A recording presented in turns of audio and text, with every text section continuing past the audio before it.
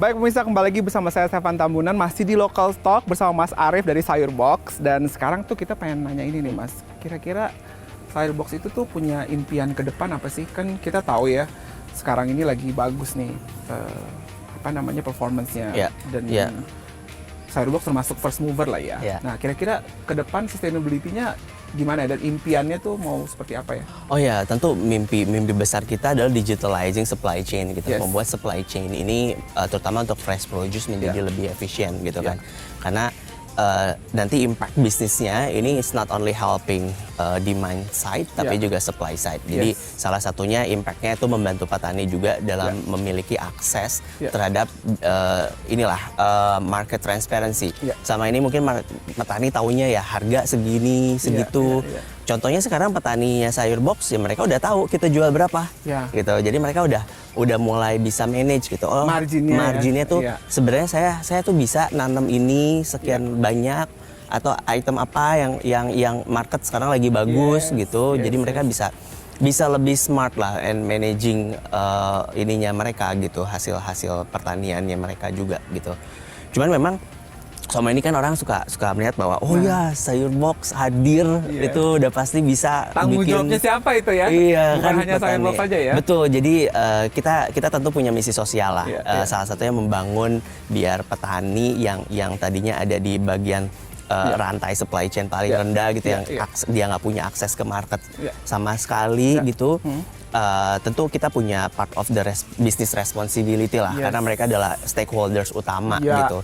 Tapi yang untuk mengembangkan petani itu sendiri kan is not hanya tanggung jawab Sayur Box tapi the whole inilah ekosistem lah dari mulai government gitu kan bisa memberikan akses terhadap area pertanian yang layak.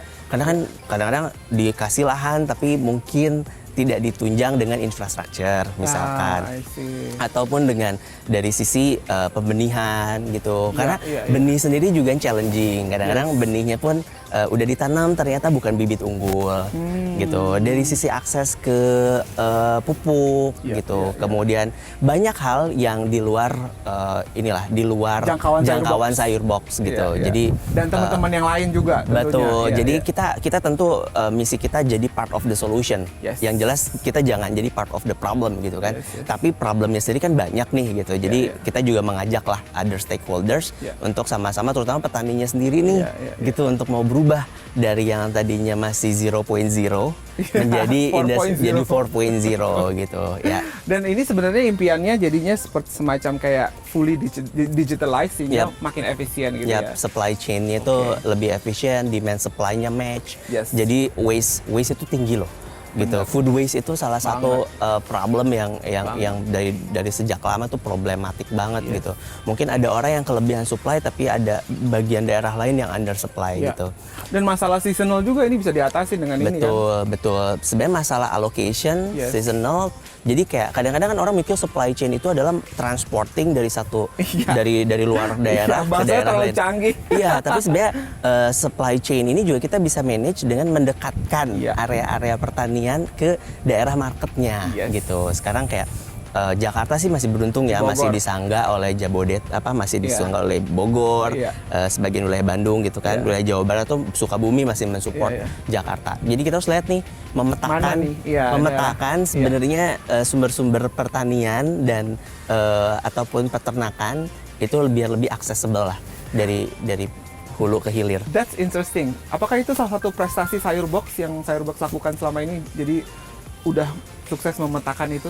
Wah, kalau disebut prestasi sih mungkin biar masyarakat yang menilai lah ya. Cuman itu adalah salah satu upaya kita lah, concern kita. Karena bisnis model yang kita bangun adalah memetakan supply chain ini biar lebih efisien. Seperti kan sekarang saya tiap weekend kita main ke kebun gitu kan. Kita petakan area kalau mau brokoli itu di mana. Kita bikin sentra brokoli yang masih market kita lah gitu. Yang masih kita bisa manage kecil-kecilan tapi ke depan bisa kita kembangkan gitu. Jadi kita banyak mencoba beberapa model lah. Nah, Mas Arief kan tadi Mas Arief bilang si petaninya itu sendiri juga mesti kita edukasi kan. Karena kan mereka juga harus mau menggunakan si digitalized supply chain ini. Nah, kira-kira dari Sayurbox sendiri melakukan apa aja sih untuk edukasi petani ini?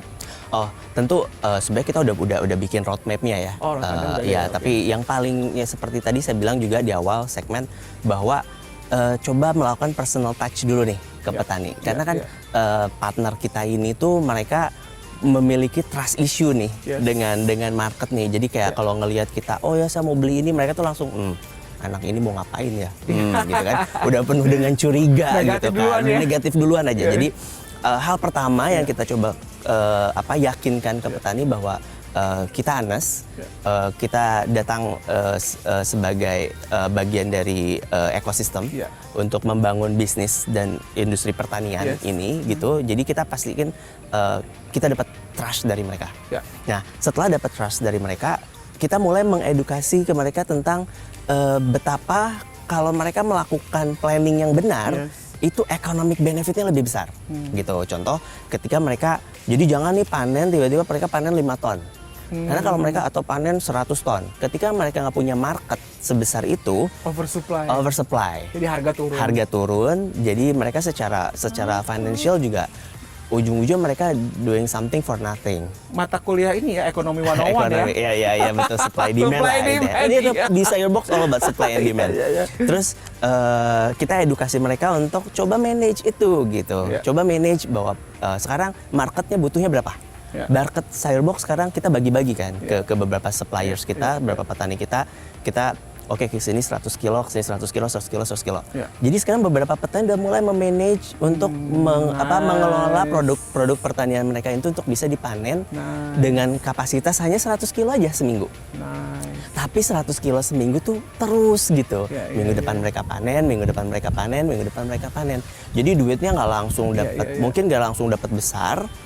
Tapi kan dapat besar pun high risk dong. Belum tentu ada yang menyerap. Tapi sedikit-sedikit tapi terserap gitu. Jadi mereka lebih sustainable, dan itu plan kita yang sekarang udah kita lakukan itu di fase kedua. Selanjutnya baru next levelnya adalah udah mulai penggunaan teknologi tentunya gitu. Bagaimana supply demand-nya nanti kita udah bisa manage through technology gitu, dimana petani udah punya akses nih ke dalam market secara langsung melalui telepon genggam mereka. Jadi mereka udah tahu nih market sekarang itu di mana, sedang perlu apa, berapa besar capacity-nya. Jadi mereka udah bisa memetakan sendiri. Mereka bukannya udah pakai handphone ya?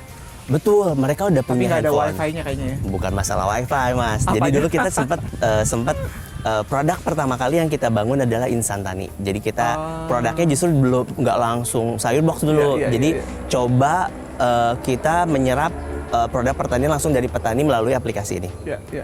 Tapi pertama adalah petaninya masih belum tech savvy ya. Tech savvy itu masih mereka belum terbiasa dengan teknologi. Walaupun mereka punya handphone, mereka handphonenya handphone jadul. SMS. Masih handphone yang lama lah. Kalaupun mereka punya handphone yang bagus, itu hanya untuk anak-anak mereka gitu. Betul, jadi mungkin penggunaan teknologi mereka masih perlu diedukasi. Tapi kan target kita bukan yang petani sekarang aja, tapi petani masa depan nih, yang generasi saya atau generasi kita yang maksudnya yang di bawah saya ini adik-adik mungkin yang mereka ke depan punya akses lebih mudah ke teknologi, ke industri pertanian. Mereka bisa mengakses lahan. Karena kan sekarang mindsetnya kalau mau jadi petani harus punya lahan mahal. Modal ratusan juta, tapi hasil belum tentu sekian, gitu kan. Jadi sebenarnya pemerintah pun punya program tersebut, gitu. Pemerintah menyiapkan lahan sebenarnya, gitu.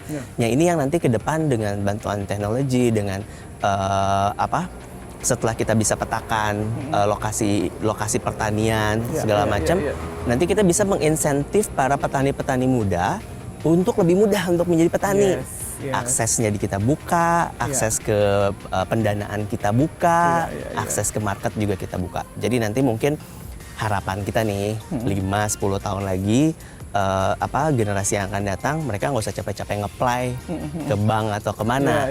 Mereka tinggal buka aplikasi Sayurbox versi sekian tuh, nanti mereka udah bisa tahu, oh saya bisa nanam apa di daerah mana gitu. Terus kalau mereka tinggal mau, that's still big lah opportunity ke depan gitu, kayak gitu. Oke, jadi itu edukasi yang dilakukan oleh Sayurbox. Betul, secara bertahap lah kita menuju ke sana. Pemirsa, menarik sekali bicaraan kita ya. Dan setelah ini kita akan kembali lagi dengan Sayurbox dan kita akan ngomongin rencana ke depannya untuk Sayurbox akan melakukan apa. Inovasi-inovasi apa yang masih akan dilakukan oleh mereka. Simak terus Local Stock bersama saya Stefan Tambunan dan jangan kemana-mana.